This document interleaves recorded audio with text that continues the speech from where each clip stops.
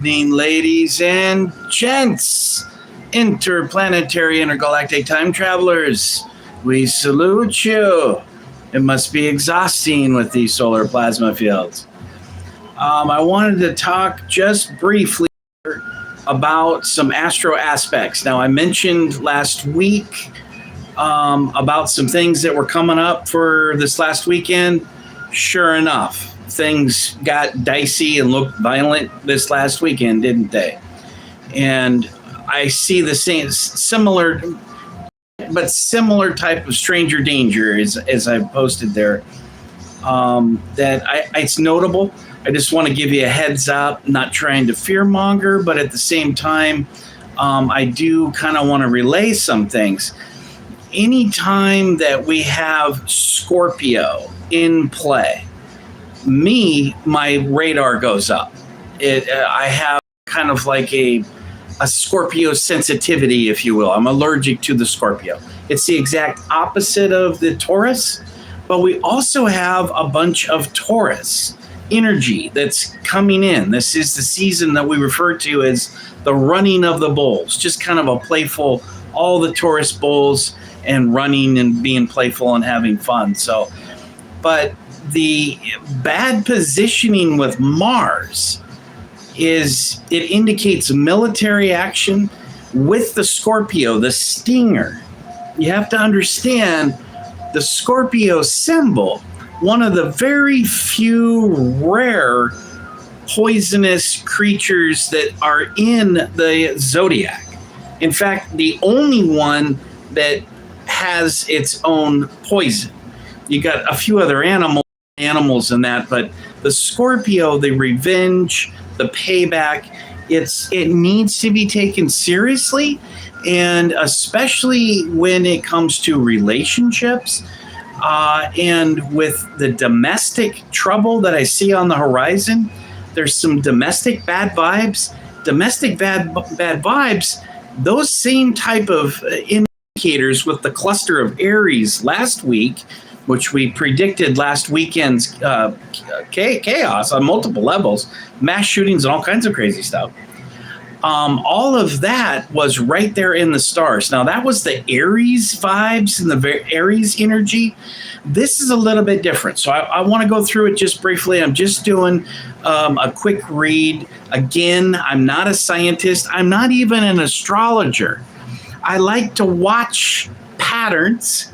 I mean, I'm not a professional astrologer, and I learned a whole bunch of astrology from my mother, who is kind of this grandmaster wizard type of lady that is dynamic and she's also psychic. Did I mention the psychic intuition on my mother's side there? 23 67. Good to see you. Thanks for coming in.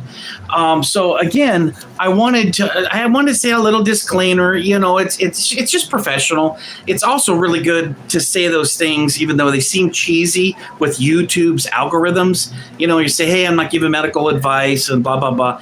Those little things seem cheesy, but they're actually really significant on a business level and a platform to YouTube. So that's why I do that. That's why I say those things. But you know, I do see patterns, and I'm looking forward here in May. This is my birthday weekend, by the way. I have a whole bunch of friends that are Taurus. Tauruses are the greatest fun people to party with. And then you got Gen X partiers, the aging Gen Xers. What's up, bro? Say no, bro. 23. So there's a couple of things there that I wanted to say about the alerts. Now, what I'm doing is I'm not doing a traditional read of the planets. I'm looking, what I refer to, kind of in a cheesy way, is stranger danger. Stranger danger. Stranger danger is you've got somebody that could be in one of your loved one's space or environment. We don't know who that is or what they're going to do. It's kind of unpredictable, but stranger danger, if you will. So I'm using that to kind of do an umbrella statement of what I am interpreting as there could be some danger in the aspects with the astrological astronomy. These are interplanetary friends. Now, you could debate whether you think those affect each other and whether this stuff is real or not. That's a fair debate. It's very difficult to prove some of these causations and correlations. But I'm using, in the time that we're in World War IV here, I'm using that lens, that military lens, a military analysis with Mars. Mars being the father of warrior, the warrior spirit, Mars. And I have noticed when things are not jiving right, or when it's indicating a bad sign or a bad position, it can interact with our social events on Earth. Now, you could easily say that is a correlation. It's not a causation. Mars is not causing this World War IV, or Uranus, even more dramatic and more significant. Uranus, in its cycle, it's slow moving. It's just now clicked out of 8 years into Gemini. I'm a triple Gemini, including my Venus when I was born, meaning when I was born, there was 3 significant planets, including Venus, the goddess of love, were all in Gemini, even though I am a Taurus. And you can see my bullfighter painting here, and I'd like to do a couple, like a whole series of those if I get to it. And then I've got another one here where you can't really see. It's kind of a longer one. You see we got the blue oxes there. Got some other paintings there. So I kind of have it set up. So we got the Matador, the El Toro. The Matador, to me, it's really interesting. And then I'll jump into this real quick. Is the Matador, to me, in the bullfight really symbolizes, and I don't know if this is what Hemingway intended. I have a weird vibe, though. It really represents our ego, our alter ego, our subconscious. In a way, bear with me. So we are battling those urges, those desires, those lust, those habits, those things that aren't really good for us, possibly, or have ramifications. And that could be the beast, if you want to refer to the bull as the beast. Would be the Matador.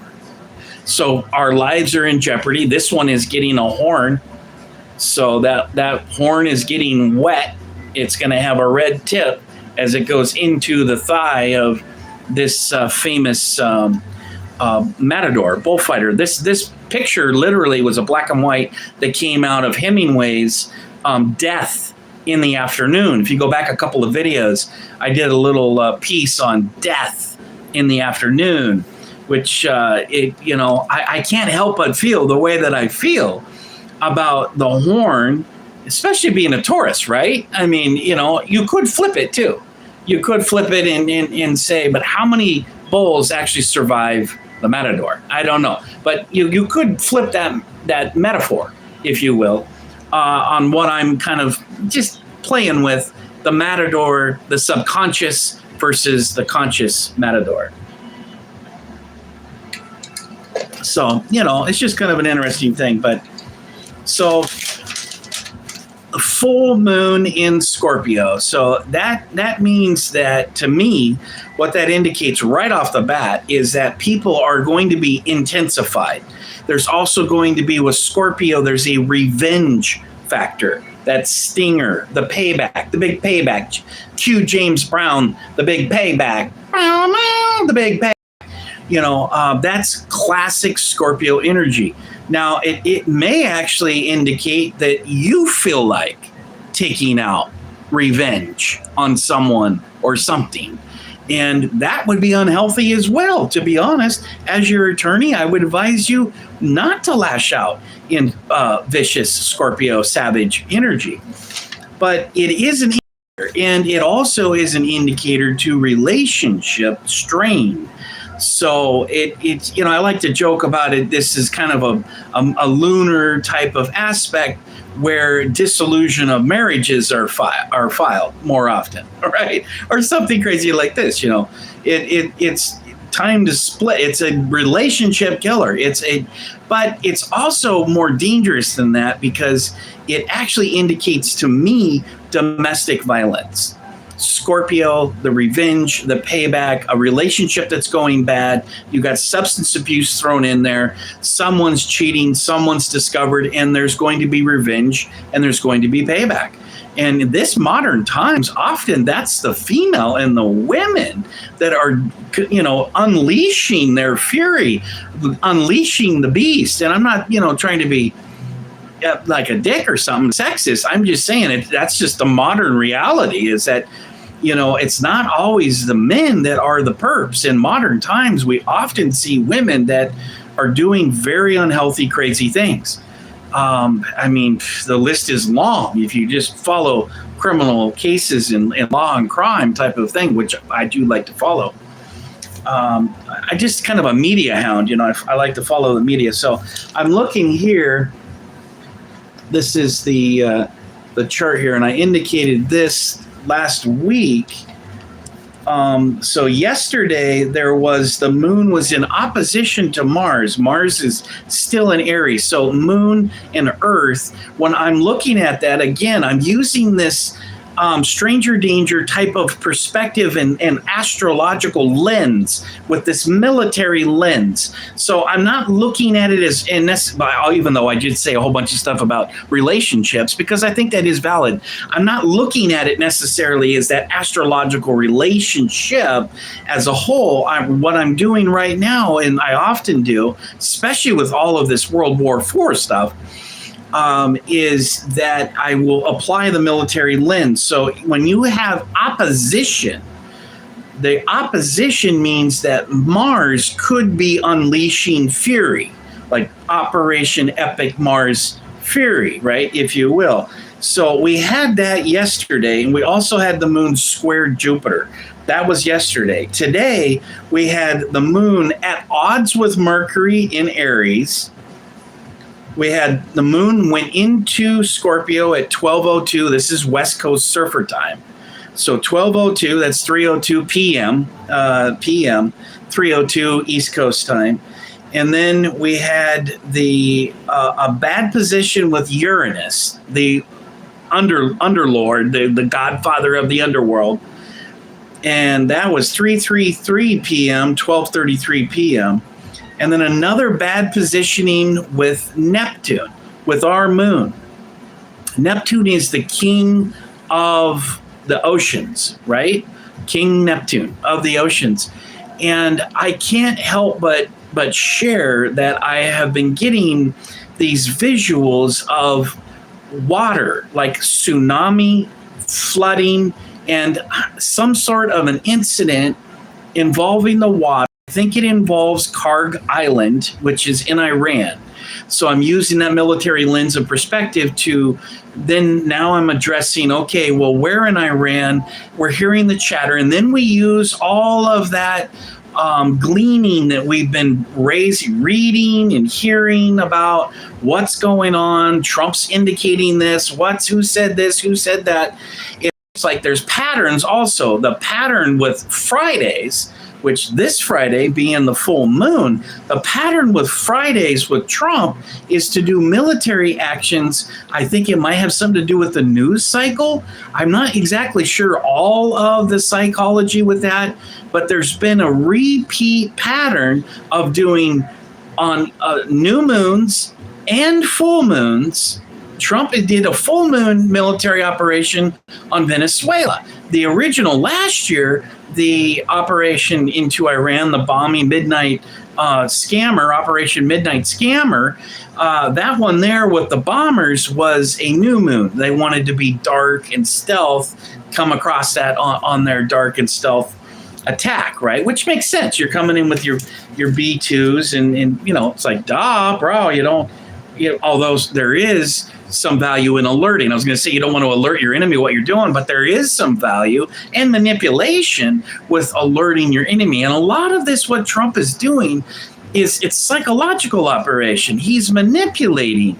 He said today that he was like, they think I'm crazy. They think we're nuts. Or something like this.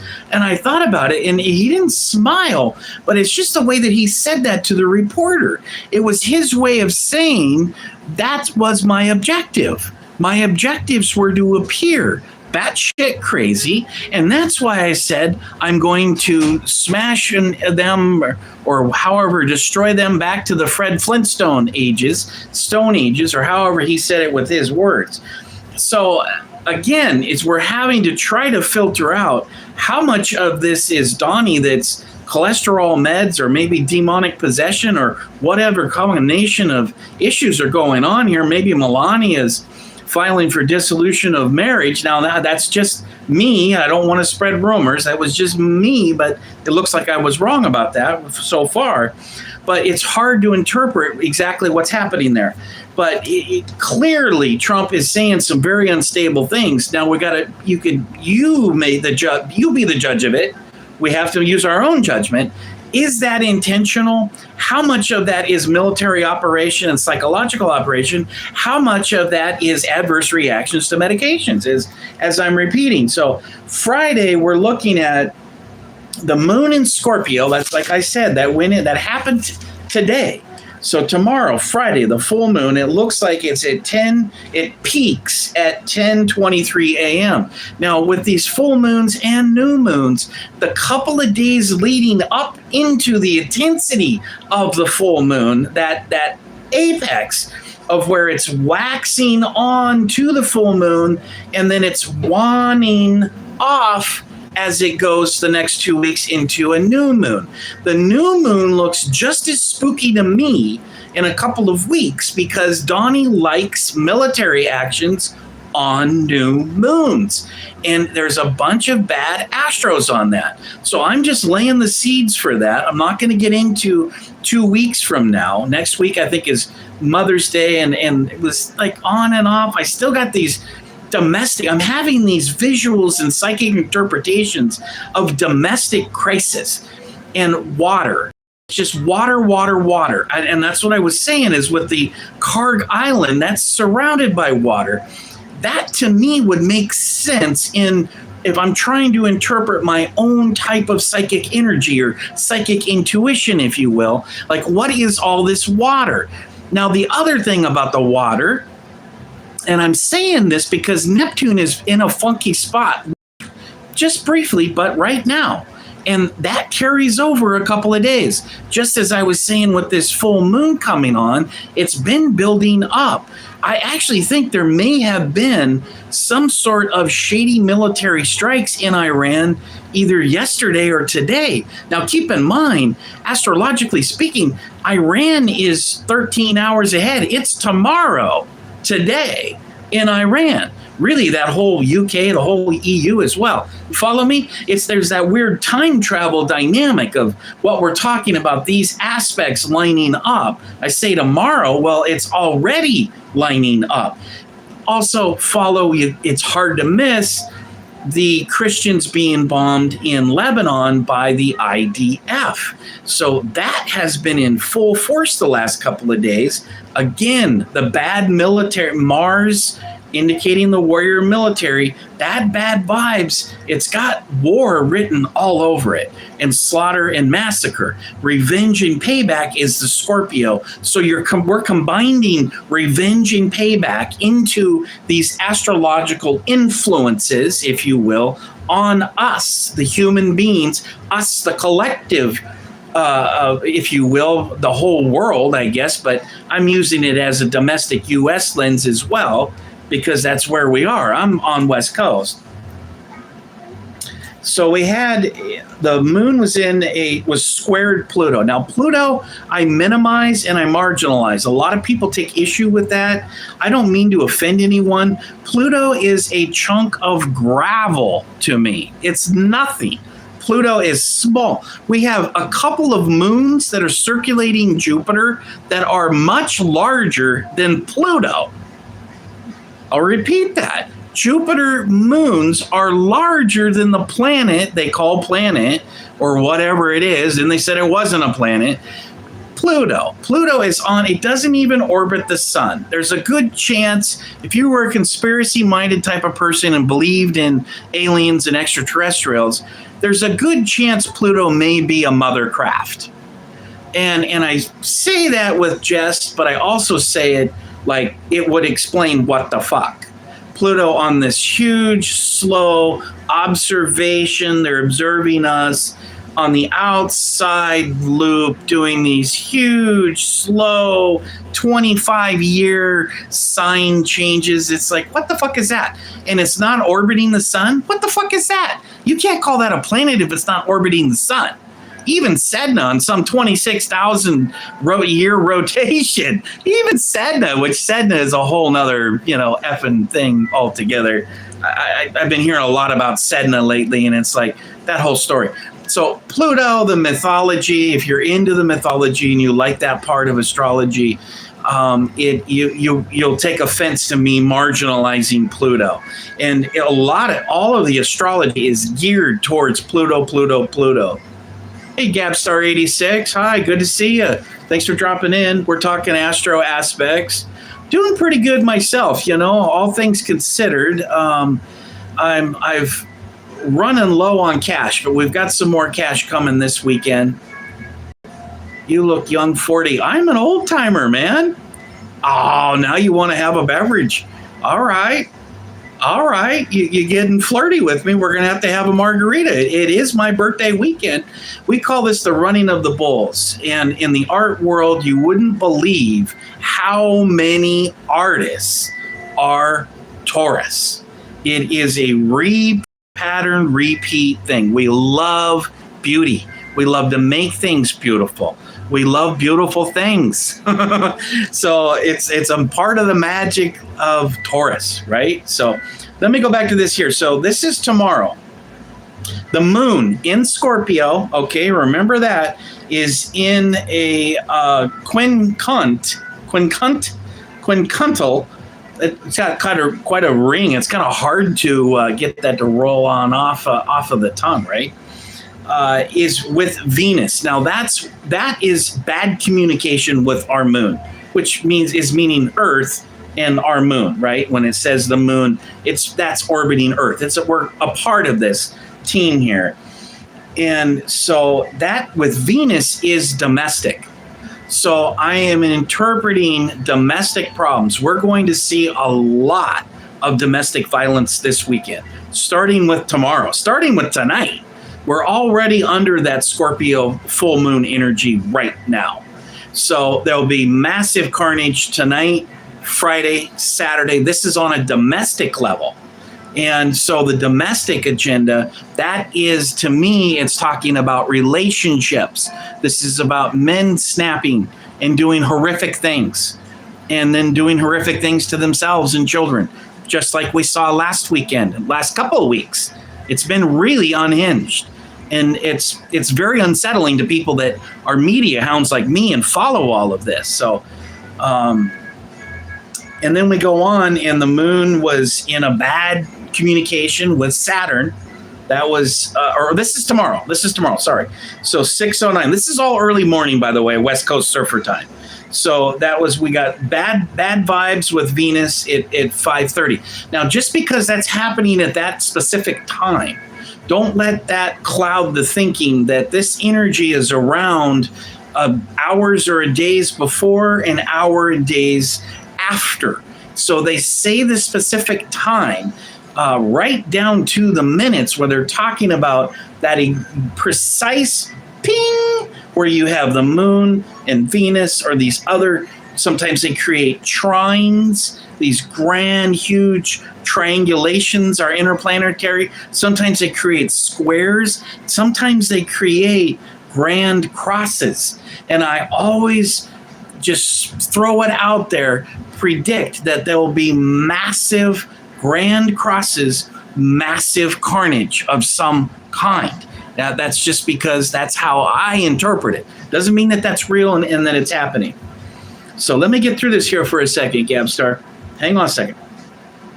So you've got, and then the moon is in direct opposition to the sun. That's every time there's a full moon. That means that's when it's peaking at 10:23 a.m. So it's an early morning peak, but that still means we got all day Friday. It's going to affect Saturday, and it's going to affect Sunday's energy, because you got it peaking in the morning for West Coast, for us tomorrow, And it's always at odds. So the moon is conjunct with the sun with the new moon. That's why it's dark.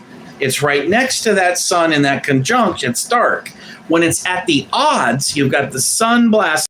You've got the moon at the odds, full, complete alignment at 11 degrees. So you're looking at 11, 11, 11, right? 11, 11.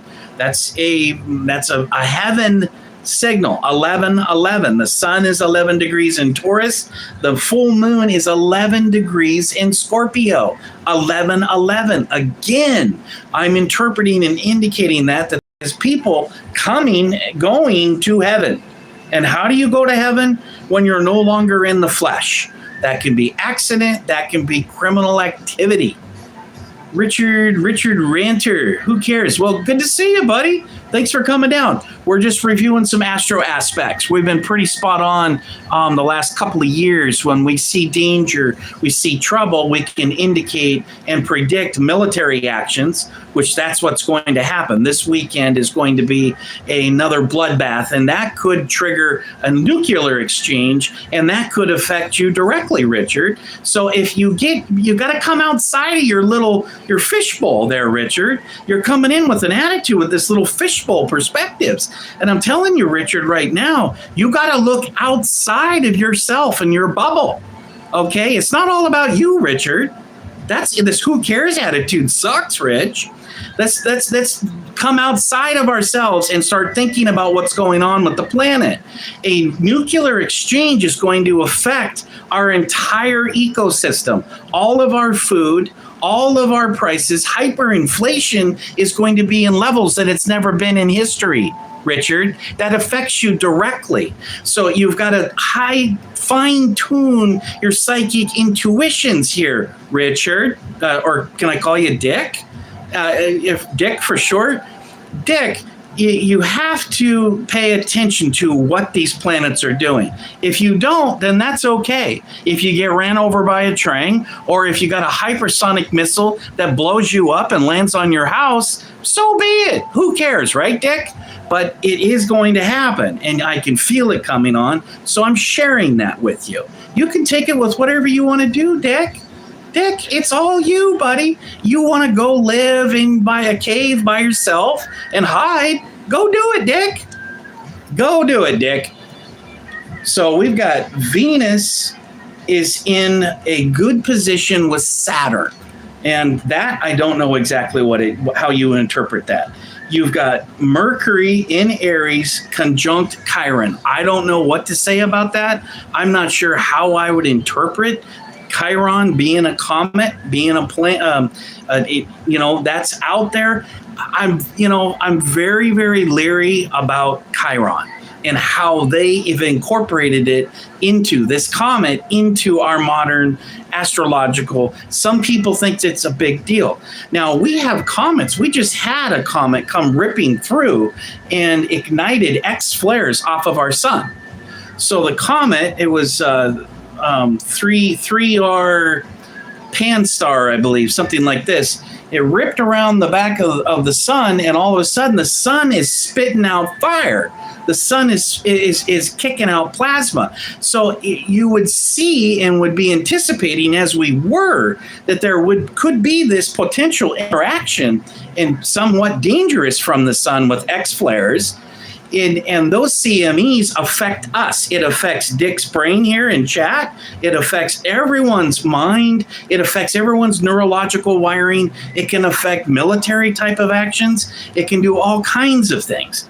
It will affect people that refuse to pay attention to what's going on and look up in the sky. That's all I'm saying, Dick, is you got to look outside and look up in the sky and pay attention to what's going on. If there's a comet whipping around the sun, and it's spitting out X flares, as we predicted there would be interaction, that was predictable, Dick. Dick, are you still there? Dick, listen, Dick, it was predictable. And so that is how this works. This is another round of predictive type of sharing. We predicted, I was here about a week and a half ago, and I was predicting this cluster Aries that was coming about.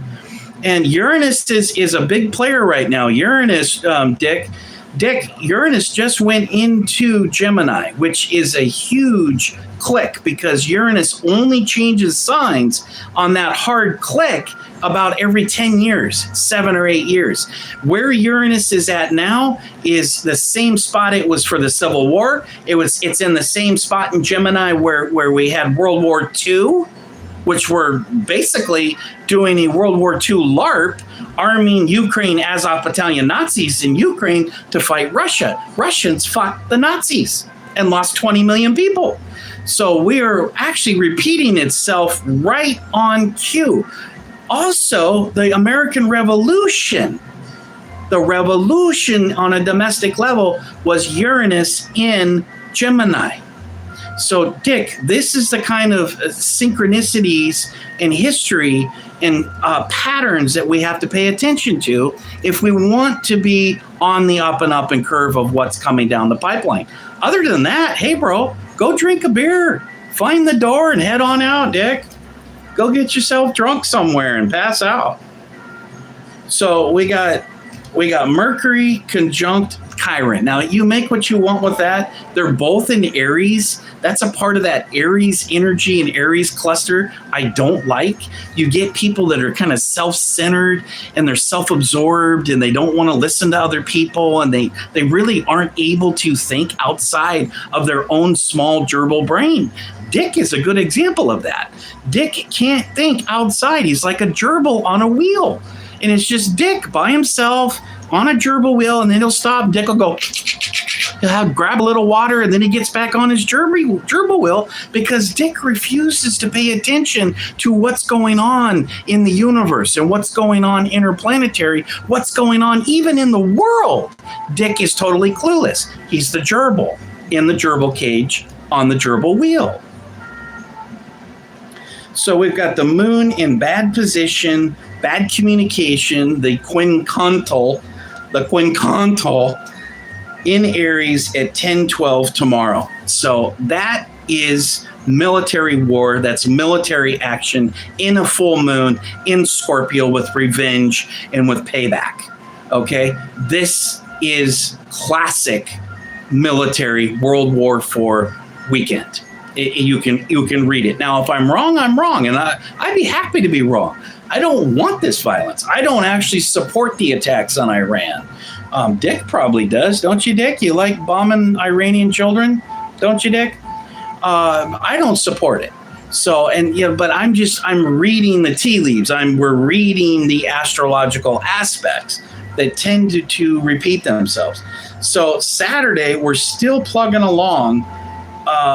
Late in the evening, 10-12 p.m. is that bad sign with Mars. Again, that could happen anytime tonight, anytime tomorrow, where I think we're going to actually, for some reason, I think they're going to zero in on Kharg Island. My psychic intuition is telling me that Kharg, Kharg Island, I've got the Wikipedia page here. I want to read a couple of things of that, but I want to, that's a side note here for just a second.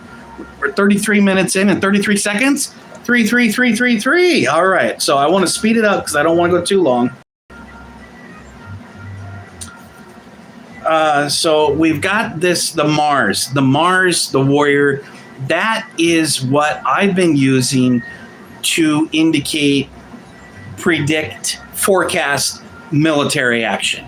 And that's what we're looking at right there. That's a bad sign. That's an indicator. That's why I'm making this video. That's why I'm saying what I'm saying. So, and you've got, so tomorrow, Saturday, still in Scorpio. It does a trine with Jupiter. Hard to say what that indicates. It does another bad position with Chiron, 8:47 p.m. And then Mercury enters Taurus. Now, Mercury is that fast-moving planet. Things are going to move very, very quickly. I refer to Mercury as like the race car driver. It's constantly changing every couple of weeks, sometimes every month. It'll change into signs. It's capable of doing that. Now, with Mercury and Taurus, you can see I got my Taurus theme here. The bulls, the blue oxes. We got the matador and battling the beast. And that, I believe, I'm going to interpret through my lens that this indicates it's going to amplify the stubbornness of President Trump, the stubbornness of war, the stubbornness of World War IV with both parties, all parties. It's stubbornness all around. That is the bad negative sign of Taurus. I'm looking at Mercury. Now, this is Saturday. I'm the 2nd, May 2nd. Mercury enters Taurus at 7:57 p.m. That is another indicator to me that could amplify these bad warrior Mars military actions. That's another part of why I'm indicating and seeing carnage on this level and happening. So the moon finally clicks into Sagittarius late Saturday night into Sunday morning. And in Sagittarius, the moon is in a bad spot with Mercury. It's in direct opposition with Uranus. Uranus, the godfather of the underworld. Uranus, that in itself, with us in direct opposition for Sunday, May 3rd, in the military, in this, if this military endeavor does strike and take off, something on a military level is going to happen. I really believe 99.9. There's 1%, I could be wrong, that this is going to be an attack on Iran. Some sort of either Israeli, U.S.-Israel alliance. It's going to be something. This is a classic time for a false flag as well, may I add, where we've got some ship doing some crazy bombing or missile shot strikes with a fake fat flag on their boat or something like this. You got bad operatives that come in and they're going to blame Iran, and then that they use to do a massive, just shy of a nuclear bombing, multiple attack and bombing on Iran. That is the future. All of this talk of diplomacy and slow playing, that's never been the intentions. Why do I say that?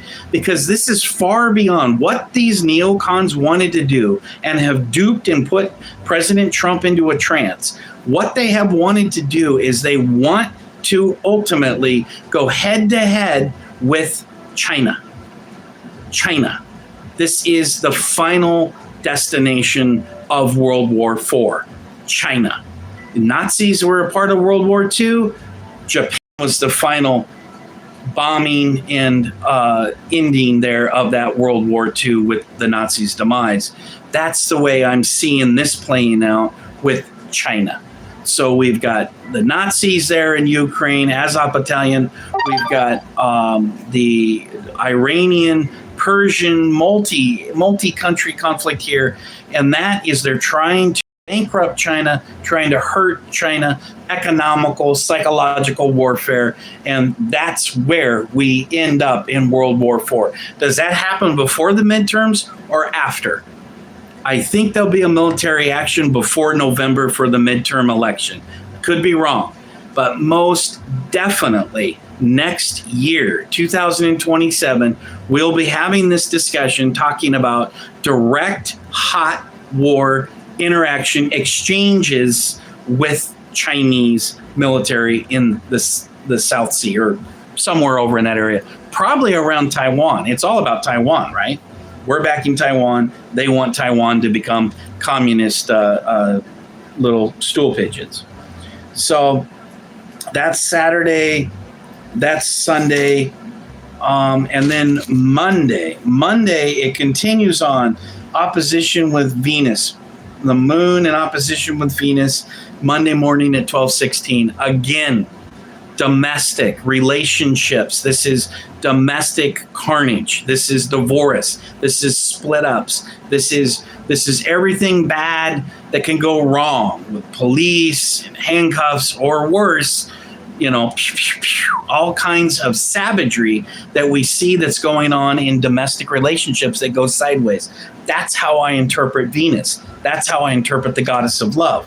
So that's Monday, the 4th. So all weekend long, we have all of these bad astro aspects just piling on top of each other like bodies. And so there is a trine of Mars. I would not look at that as a positive. As the moon clicks into void of course, Monday at 2:53, in this trine with Mars, the god of war. And then Mars is in opposition to Jupiter, the intellect, the diplomacy, the common sense, the rational Jupiter that is in direct square all on Monday. So more carnage playing out into next week, if I'm right with this reading. And then we've got the moon clicks into Capricorn. It's Cinco de Mayo on Tuesday. Cinco de Mayo, that's always fun. That's margarita time. That's the way we used to do it with the running of the bulls. Now, the 6th, Pluto retrograde. Again, I consider Pluto to be a chunk of gravel, and it's just out there. But the other people look at it, Pluto, as the Greek mythology and this huge ruler, this grand wizard with all of this power. It's half the size of one of the moons circling Jupiter. Jupiter is far more dynamic, and we don't talk about Jupiter's moons. We don't put Jupiter's moons into an astrological reading. Why not?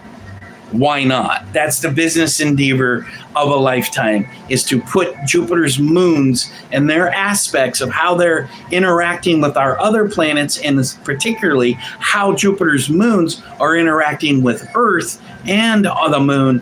That is very significant, and it should be explored. I'm not the guy to do that, but it's my idea, and you're free to take it. I wouldn't chase you down if you wanted to do something with it. So I think that's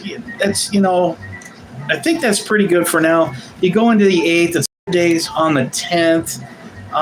Again, like I said, I don't feel good about the domestic situations. And Mother's Day is very complicated because you have emotional times, people that are in bad relationships or bad vibes with the baby's mama.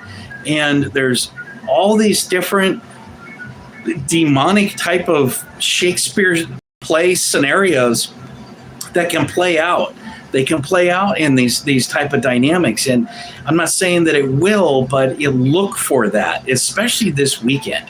There's absolutely, with the state of the America and where it's in a crisis mentally, the mental health crisis of America. And then you look at people struggling and people that are stressed, and the American population snaps. And when you've got other solar flares or CMEs, you got this electromagnetic energy, you got other interplanetary energy that can do it. We also have our psychic intuition. If you actually meditate and you get in touch with this psychic intuition, we all have it. There's not anybody that's more special or can see things better than other people. We all have psychic intuition. It's just whether or not we meditate and we work on it and we fine tune it, we listen to it, we step outside of ourselves. We step outside of our own interpretations and our own thinking, our own cages, little gerbil boxes that we put ourselves in. If we can get outside of that and think about what is going on, connecting with the cosmos, I believe that. You might be like Dick and you think it sounds crazy and you're going to come in and tell people it's all crazy. That's fine. If you're bored, you're bored. Go, move along. Go have a drink. Have another beer, Dick, or whoever. That's okay. What do I care? But it's very significant that when I have something that's on my mind or that I feel like it's significant, there's danger coming, then I like to share it. It makes me feel like I could get one step. I can't change it. We can't change the darkness that's coming domestically this weekend, or the darkness of military World War IV that's coming this weekend. We can't necessarily change it, but we can try psychologically to plug into that in opposition. And we can warn other people, hey, heads up, this is going on. So the next big day that I've got marked is on the 16th. So we got to get through this domestic carnage and social engineering and all this crap through Mother's Day. That's the week following.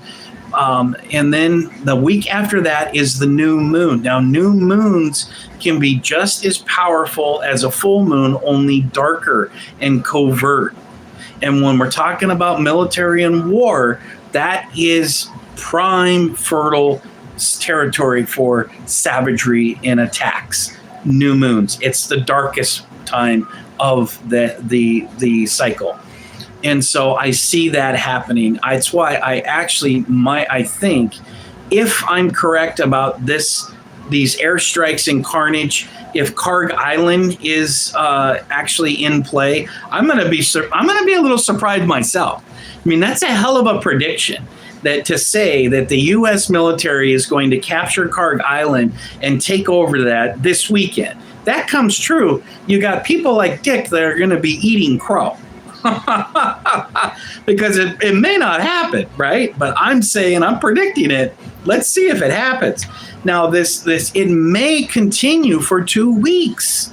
This might be another long duration without a ceasefire and with back and forth. It looks like to me all the way to the new moon, and the new moon is going to be another round of hypersonic exchanges, and hopefully not micro nuke type of exchanges. But the moon is in Taurus on Saturday the 16th. Does a little ping with Jupiter at 5:40 in the morning. Mars is conjunct Chiron, that comet. You make what you want with that. And then the moon is conjunct with the sun. That's because it's a new moon. The new moon is always in the same sign of the sun. That's why they're conjunct. They're in the same area. And so you've got the moon conjunct Mercury. And then you've got the moon enters Gemini, and the moon is conjunct Uranus. So there is all kinds of conjunctions on an interplanetary level happening on Saturday the 16th. So we'll see how these other predictions play out before we can start making firm statements that these things are going to come around. I got bad vibes on the new moon on the 16th. I got real bad vibes for this weekend. And I don't know, I haven't been able to completely break down. I'm not clear on why it's water. It could be because I did see that there was some severe thunderstorms coming up from the south and going to swipe across the southern states, which they've all been in drought. Georgia, Alabama, Arkansas. I mean, these guys have been hammered historically for 7 days. They've just had historical tornadoes coming in. It's been really savage. Any of you that live out there know, you're like, no shit, bro. It's been fucking hell. I can't imagine living in a tornado where your family is traumatized like that for these long periods of time. And then to wake up and and maybe lose everything you own, or all your neighbors wiped out, or your school, your businesses wiped out. I pray for all of you. I see that videos, you see that type of impression, and it hits me hard. Thank God we're not in a tornado country, but we are in earthquake country here in the Pacific Northwest. And California is as well. The entire West Coast is primed and triggered and ready to pop. And that could happen too. I'm not saying that I'm seeing that, but that would explain, if we have King of the Oceans, King Neptune, ruler of the oceans and the water, if that's in this mix that I'm seeing, and I'm getting water, it could be the flooding. We might lose a bunch of people in the flooding. Like there was a whole camp in Texas. I think we're approaching the anniversary of that camp where those young girls got flooded out in Texas. I think it's coming up on the 1 year. And talk about flooding, right? Talk about unpredicted water. Is it that serious? Are we looking at that coming on this weekend for Alabama or Georgia or the South? Or is it something else? Is there a major earthquake that snaps in California and we've got some, massive devastation? I don't see that, but it would make sense with me getting clear and firm water danger, water, flooding, and maybe this Kharg Island. Now, this interesting thing about Kharg Island, those of you that are still hanging on, I'm just going to finish up the video here. just talking a little bit about the Kharg Island. And the reason I'm doing that is because I think it's a horrible idea. It's a bad idea to everything about this Operation Midnight Scammer continued on to 2.0 last summer, and now 2 months in is just stupid midterm killing shellac. Donnie jeopardizes losing his entire legacy. The entire tenure rests on this irrational, violent military actions in the Middle East. And that's why it matters.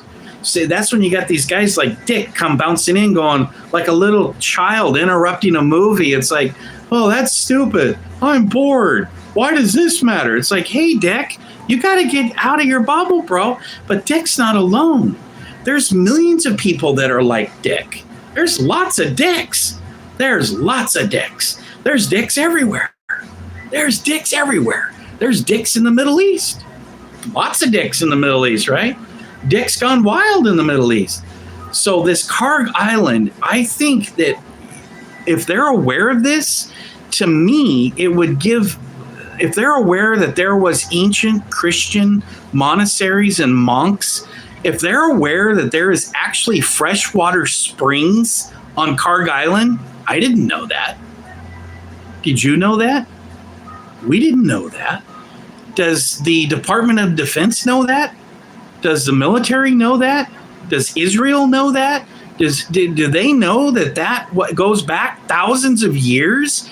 People have lived on Kharg Island, this is the major export spot from Iranian. 90% of Iran's oil comes out of these docks off Kharg Island. But this spiritual dynamic, this ancient Christian monks dynamic, do they know that? Is that intentional? I mean, that's demonic. If they're looking to blow up this ancient Christian in the Persian Gulf off this island, and the archaeological value of that alone, that's demonic. They did the exact same thing to Iraq. They did the exact same thing to Syria. IDF is doing the exact same thing right now to Lebanon. 35,000 Christians in Lebanon have been bombed. That's specific, intentional, an attack. We have on pictures that have been validated IDF soldiers with axes, like a scene out of The Shining when Johnny is smashing through the bathroom with an axe to get at his wife and says, "Here's Johnny." It's just like that in Lebanon, South Lebanon, but it's here's IDF. Yeah. And they're taking axes to anything that resembles Christ, Christian sculptures, Christian, even Santa Maria, even pictures of Mary. This is a direct spiritual attack. You can't deny that when you see those pictures in that video of what's happening right now as we speak, and it has been happening for the last couple of weeks from IDF attacking and savaging South Lebanon with a Christian leader, with a Christian community that dates back into ancient times, just like this Kharg Island, if you will. Now bear with me here. So I'm going to read a little bit. This is out of Wikipedia, and it's just Kharg Island, Wikipedia. They've got a couple of pictures there. And I had no idea. Persian. It says Persian pronunciation XORG. Well, I have no idea. Also spelled Khark. Khark with a K. Khark Island. And often referred to as the Forbidden Islands. This has been called the Forbidden Island. It's their little nickname for Kharg Island, where it's been discussed previously by the administration of it being a potential target. And somebody in the room suggested, why don't we take that over?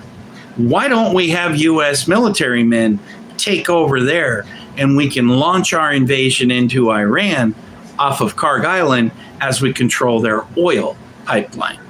So it's not just me having psychic intuition, which that is a part of it, though, with this Kharg Island. because I can't deny that. It's water, water, water, flashes of Iran, Middle East, California coast, and then the South. I can't shake the independent weathermen that I watch talking about flooding that's been happening and flooding that's coming. It's coming for this next weekend, I believe, for the South. I think it's this Sunday. We're getting a heat wave up here in the Pacific Northwest. So Forbidden Island, right? Not Fantasy Island. Not Welcome to Paradise, my friend, right? With a little, what was that little guy's name? I forget his name, but Ricardo Montalban, tattoo's like, deplane. Imagine that it's like this, only on a darker level. It's forbidden, not Fantasy Island. But aren't most fantasies forbidden? Bing! Could be a connection. It's a continental island of Iran in the Persian Gulf. The island is 25 kilometers, that's 16 miles, off the coast of Iran, 660 kilometers northwest of the Strait of Iran, Strait of Hormuz. Donnie's renamed it the Strait of Iran, administered by the adjacent coastal Bushehr province. Kharg Island provides a seaport for the export of up to 90% of Iran's products, oil products, as well as supplying storage for up to 30 million barrels, 5 million cubic meters of oil. That's huge. The island ties close to several offshore oil fields, including the Faradun, Darius, Cyrus, and Ardazir fields. The city of Kharg and the Jazir-e Kharg lighthouse are located on the island, which has its own freshwater supply. Okay? That's huge. That's why there's been ancient cultures there. They didn't have desalination facilities 2,000 years ago, right? Or did they? Who knows, right? There could have been some Atlantis high tech on. Maybe this could even have an Atlantis level connection. No, I don't know. I'm getting some vibes on this one though. Where am I at here? Major oil terminal in 1960. Iranian writer Jalal Ali-Ahmad famously called the island, quote, the orphan pearl of the Persian Gulf. Apparently there's a bunch of pearls there, or pearl extraction. I don't know exactly. It was coral reefs. So coral and clams and pearls, there may be a connection there. The island contains several important archaeological sites. Holy shit. Now, my hair on my arms is standing up and I got goosebumps because now I'm having premonitions of an ancient culture, ancient island with ancient archaeological artifacts right in our department here. There are also tombs. So now we got Indiana Jones, the Tomb Raider. We got a version of tombs on a spiritual level. What kind of spiritual dynamics or beings, entities, whatever you want to call it, are lurking on Kharg Island, the Forbidden Island, in these ancient tombs and temples? The Achaemenid inscription, probably butchered that, of cuneiform writing dating from between 550 and 330 BCE. 550 and 330 before Christ, BCE. It's been an important trading post for centuries, controlled by the Portuguese Empire from the 16th to 17th century and the Dutch colonial empire in the 18th century. The first depictions of the island appear on 16th century Portuguese maps by Fernão Vaz Dourado, Lopo Homem, and Diogo Homem, whoever those guys are. It'd be interesting to do a little digging on that.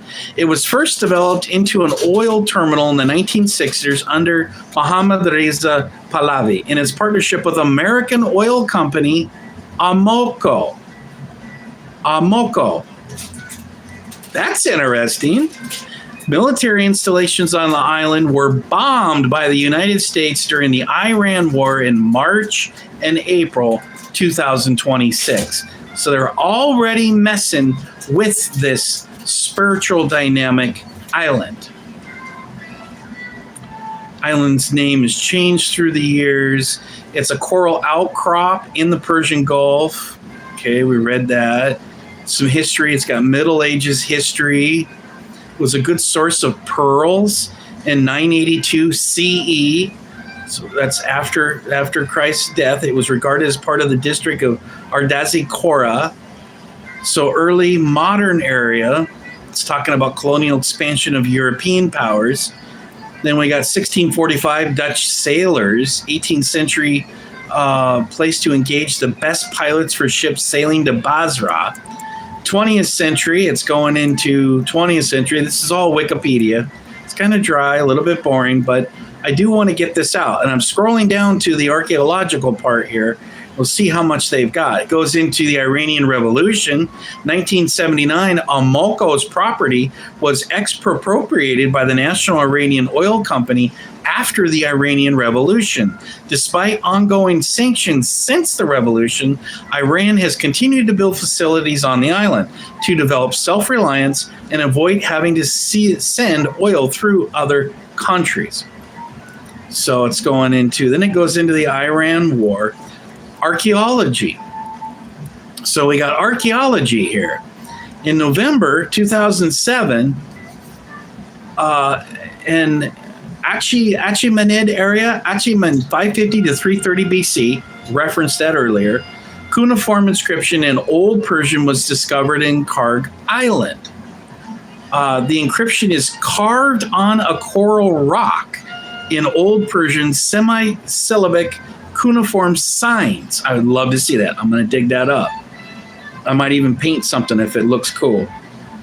Despite the usually well-ordered regular system of Achaemenid inscriptions, this one is an unusual order, written in 5 lines. 5 lines. 5 lines. It's like haiku poetry, right? 5 lines? Maybe a little different, Ted. Written in 5 lines. It is estimated to be around 2,400 years old. So we're talking about ancient civilization here.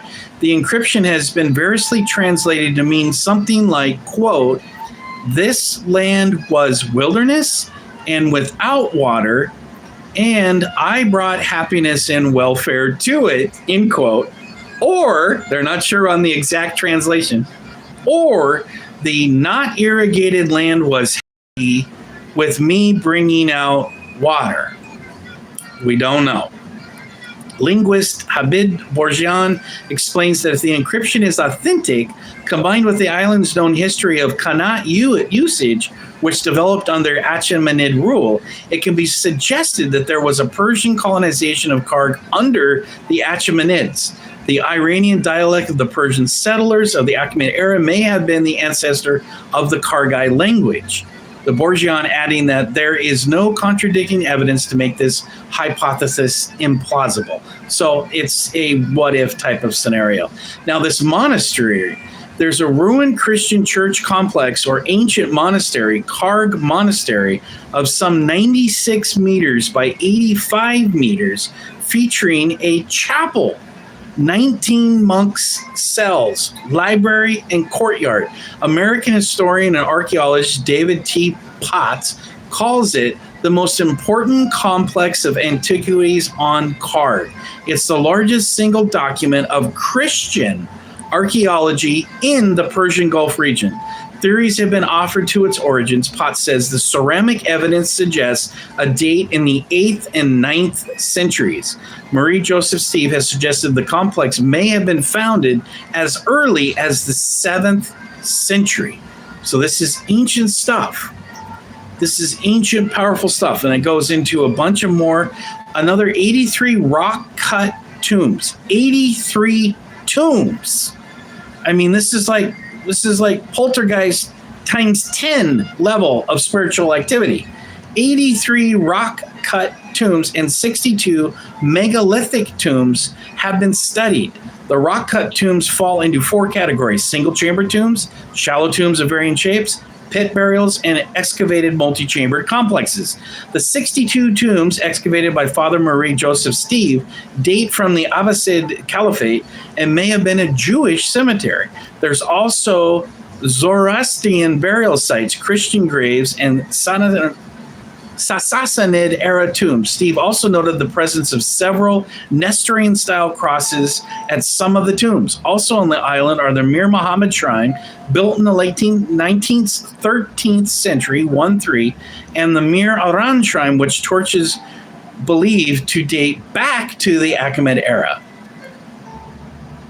This is a very significant area. It's not only have to do with the oil, and that's a big deal, very big deal.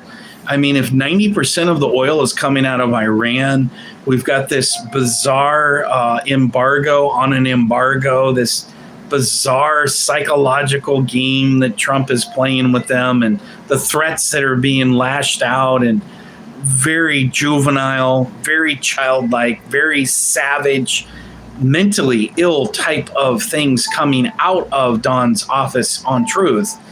Totally bizarre, but he's indicating today that that was intentional. It's a psychological operation to make the Iranians fold, thinking that Don is mentally unstable. Well, Don is mentally unstable. Whether he's pretending to be crazier, he really is. We know that he's unstable on some level because we've heard the things that he's saying to us domestically. And so that's very significant. Yes, it's probably a psychological operation, but there's not going to be any peace for Iran until the IDF is completely demolished. I don't want that. I'm not saying that I want that, but Iran must know that and feel it. And they're not going to rest with some bullshit order, some agreement. They want to duke it out. I believe they do. They probably want peace in the long haul, but they've got the upper edge. In my personal perspectives, in my lens, Iran has kicked the crap out of both Israel and the U.S. as they have fended off and then did offensive attacks on the CIA and Saudi Arabia headquarters, on the UAE. They've bombed specific areas trying to avoid civilian casualties. They have withheld and did restraint of not using their nuclear tipped weapons. Yes, they have them. I know it. I've seen it through remote viewing, and there's no way that all of their friends in BRICS have all got nuclear weapons, including the very unstable and highly erratic Pakistanis and the Pakistani army. Don't you dare start with me, those guys being diplomats. That was full on staging. They have withheld. They have not used any nuclear warheads, which shows restraint. They're saying that I think they're still saying they don't have any, but I don't know why we don't just, I don't know why they don't come out and speak the truth, and why we don't treat them like they have. Treat them like North Korea. Treat them like any of the other countries that have got nuclear weapons, and not instigate them and provoke them to the point where they're actually using them in the Middle East, because that is going to destroy Israel. It's literally biblical. There's biblical scriptures that talks about Israel, Damascus falling, Israel falling, that whole area. This could be that time that in the Bible it says Israel falls. And there's multiple times where God sent things to punish Israel because of their wickedness. This could be another time, and they could be in great denial. It could even be darker than that. They're calling things, the IDF is calling things anti-Semitic if you say that they're using some sort of spiritual witchcraft or something demonic or satanic to bring back the real Santa Claus, right? They don't believe in Jesus, so they've got their own Messiah that they want to bring back. Apparently that's what, and others are saying the Muslim believe that they're trying to bring back their savior. So you got Muslims believing that their savior's coming, the Christians believe Jesus is coming back, and you've got these IDF, that all these things have to happen in this weird animal sacrifice type of stuff that Jesus condemned, not condoned. Jesus in the Bible condemned animal sacrifice and said, I am the animal. I am the flesh. I am the blood. You don't need to do these altars. He predicted that the altar would be dismantled, and there was a Roman emperor, I don't know if it was Pilates or one of these Roman dudes, came in and completely leveled, dismantled, brick by brick, this animal altar that they want to the temple, the third temple that they're referencing. And there's a Muslim temple that's built on that. We know all of this biblical history. It could be playing out in real time with us right now. So I digress on all that. I've made a series of predictions, not to be the prediction guy, but because I wanted to get it documented, and we'll see if they prove to be accurate. Hopefully, somebody talks common sense into Don and the rest of the military apparatus, neocons, pull back and they get back into serious diplomacy. I don't see that happening. I hate to say it, but I think we're way beyond real diplomacy. I think this has to play out like a cage fight until the person taps out or is killed and dead or near dead. The metaphor is that one of the countries is so demolished that it's over. And that's probably what's going to happen in my perspectives is with Israel. They are very close. They're surrounded by people that they've attacked and assassinated this last couple of years. They all want revenge. They're all organizing for their fall.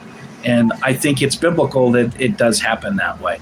It's unfortunate because many innocent Israelis and beautiful Judaist people who have nothing to do with the IDF or the corruption of Bibi Netanyahu and all of his cohorts and criminal gangsters. That's why he's on trial right now for criminal corruption and gangster activity. There's lots of beautiful Judaists who don't want anything to do with that. So I think that's a good stopping point. Dick trolled me pretty good. I think I got the upper hand on Dick. And we've got a little history lesson there. I mentioned Kharg because I think I heard someone say, I don't know if it was Don or somebody else in the military, they specifically mentioned the Kharg Island. And I had no idea that it was such a spiritual significant with an ancient monastery and monoliths and tombs, hundreds of tombs. I mean, this is huge. The spiritual ramifications with messing with that it's like a Poltergeist film times 10, right? If you've ever seen Poltergeist, they built the house on top of an ancient Indian burial ground. And that's where you get spooked by the Reverend and all these other ghosts that come into that family's life. That is what we risk happening not only to the Trump administration's life, but we risk it coming all the way back and on a spiritual level and attacking the U.S. So be safe. If you're in a relationship, if you're in a shady relationship, do some alone time. This is a good weekend to go camping. We're going to have a heat wave here in the Pacific Northwest. Good time to get out, go to the ocean.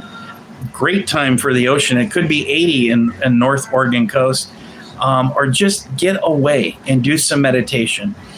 And if you're married and you're in a relationship, heads up, this could be a sparky, trying time. Avoid arguments. Avoid any type of intense type of drama.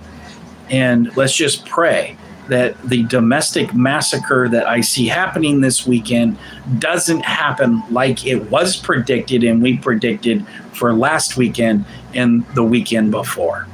We're in that type of a zone. So God bless. We'll see you soon. Thanks for hanging out.